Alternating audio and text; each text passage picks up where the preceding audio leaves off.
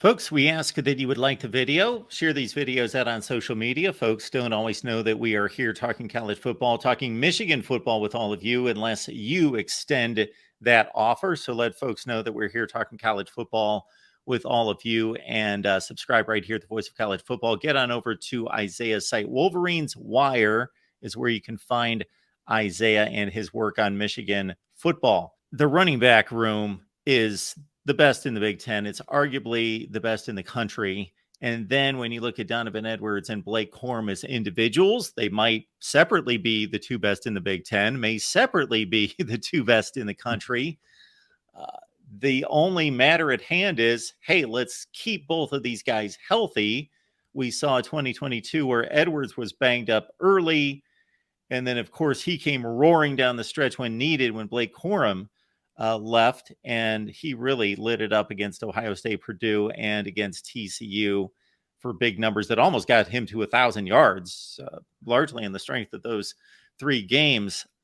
Your thoughts about their use, how they complement one another, and again, the use of the two leading toward the big games down the stretch? Well, what I'm interested to see this year is how Michigan does deploy the tandem of them, because it feels like, put them both on the field at the same time, because Donovan Edwards, he has a little bit more capability than Blake Corum in the sense of he can catch the ball. He's probably Michigan's best receiver, and that's not a knock on the receivers. That just speaks to how good of a receiver Donovan Edwards is. As you mentioned, got injured in going out for a catch in week 2 against Hawaii. He revealed to us, a couple of us were up in Traverse City and for an NIL event, and he revealed, hey, I had a torn patella tendon the entire year last year, stemming from that incident in week 2. And he said, actually, that right side of my right leg has never been really up to par compared to my left, and now it's good. And he's like, now my thumb has been surgically fixed. I'm good to go. I'm ready to go. So that's I think the big question, in the sense of how does Sharon Moore try to figure out how to deploy these guys, because you want to be able to put Blake Corum out there to do his types of things. And I'm not going to put a limit on Donovan Edwards either to say that he didn't improve. Obviously, he did physically, but going into last year, what was interesting was when it was going to be those two and Hassan Haskins was gone, the big question all fall camp was, who's going to be that guy that's going to get you short yardage? Because it was well believed that Blake Corum was not that guy. Hassan Haskins always had that fall forward capability. Well, Blake Corum learned how to be that guy and very much was that guy. Michigan needed 4 yards. If it was 3rd and 4, you knew he was going to get 6. It happened pretty much regularly.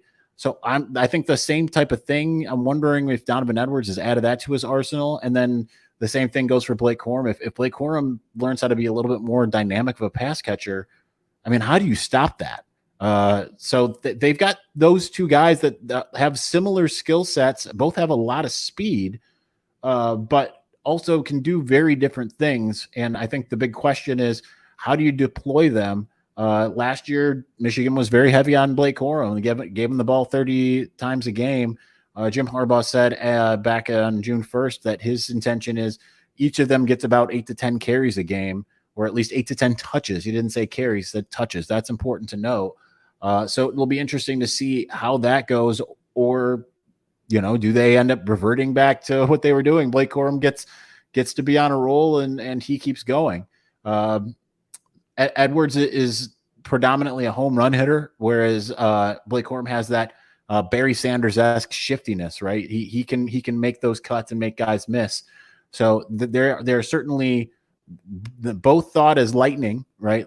Compared to Hassan Haskins being the thunder to Blake Corum's lightning. This is more lightning and lightning, but they both have different kind of utilizations. Now, the question is, how much did either try to learn the other's craft? Because that's certainly the type of thing that Michigan constantly tries to do in off seasons. And then how do you put them out there? I think that the Penn State game last year was I'd say a macrocosm of that, because they just kept handing the ball off to either of them. It was Edwards that got hot before Corum, but they didn't really try to pass the ball in that game.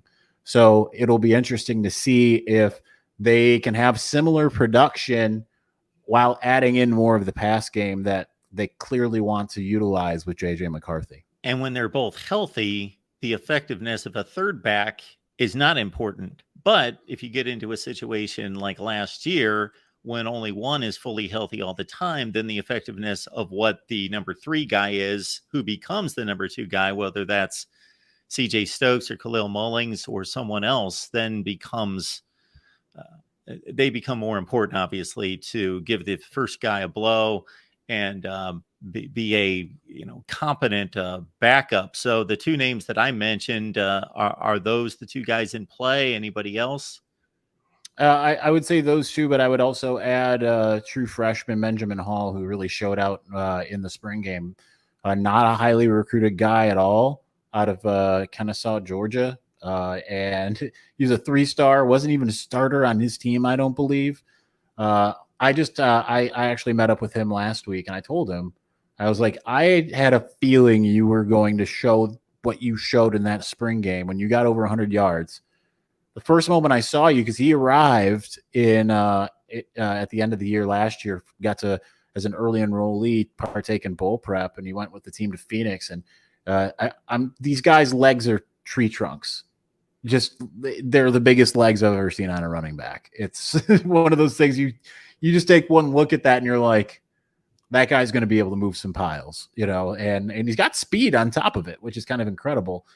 So I think I would add him to that mix. Khalil Mullings, he had 2 very inopportune moments, right? It was the spring game last year when he fumbled, and then he came in, did really good against Purdue.